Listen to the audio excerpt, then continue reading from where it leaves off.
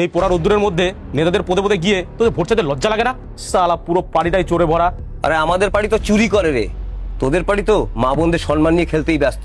দুর্বল, তোর সাথে কথা বলা আর বাবলা গাছে পোদ ঘষা না একই জিনিস। এই তো দুদিন হলো পার্টি জয়েন করেছিস, তাতে কি বড় নেতা হয়ে গেছিস নাকি? মুখটা সামলে কথা বল, নালে গাঁট তো ভাঙবই। আরো কি করবো দেখবি। হ্যাঁ, তুই কি করবি না আমার জানা আছে ভালো মতন। ভোটটা সামনে মিটুক, তারপর আমি দেখাচ্ছি তোদের আমি কি করতে পারি। তুই কি করবি? হ্যাঁ, তুই কি করবি? আরে রান্টু ছাড় না, দাদা তো বলে দিয়েছে ভোটের পর আমরাই জিতবো, তখন ওর হিসাব বুঝিয়ে নেবো। বড় নেতা হয়েছে শালা।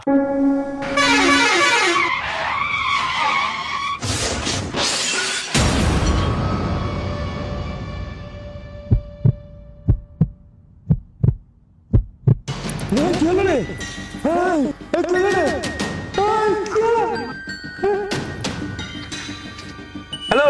হ্যাঁ রান্টু বল। আরে ভাইয়ের অ্যাক্সিডেন্ট হয়ে গেছে, তাড়াতাড়ি আয় ভাই, তাড়াতাড়ি আয়। ভাই এখন আমি যেতে পারবো না, আমি দাদার সাথে ফ্ল্যাগ লাগাচ্ছি। হ্যাঁ গোপাল, আরে ভাইয়ের অ্যাক্সিডেন্ট হয়ে গেছে, তাড়াতাড়ি আয় ভাই, তাড়াতাড়ি আয়। আরে আমি তো একটু পার্টির কাছে ব্যস্ত আছি রে, এখানে দেওয়াল রং হচ্ছে না, দাদা দাঁড়িয়ে আছে, তুই একটু ওদিকটা ম্যানেজ করে নে, আমাকে রাত্রেবেলার দিকে ফোন কর। দূর রাখ। কে রে রান্টু?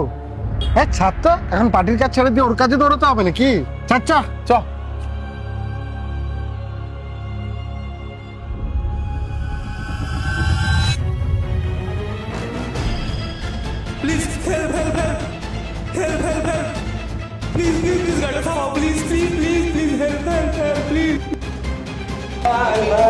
সিরিয়াস অবস্থা ভাই, এটা তো ইমিডিয়েট হসপিটালে নিয়ে যেতে হবে। প্লিজ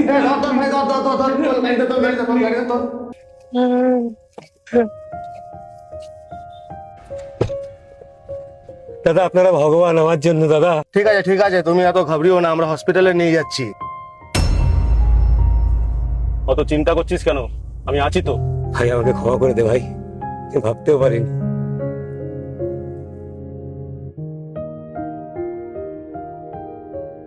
সময়ের সাথে সরকার বদলায়, দলের রঙও বদলায়, ভোট আসবে যাবে, কিন্তু বন্ধুত্ব সারা জীবনের।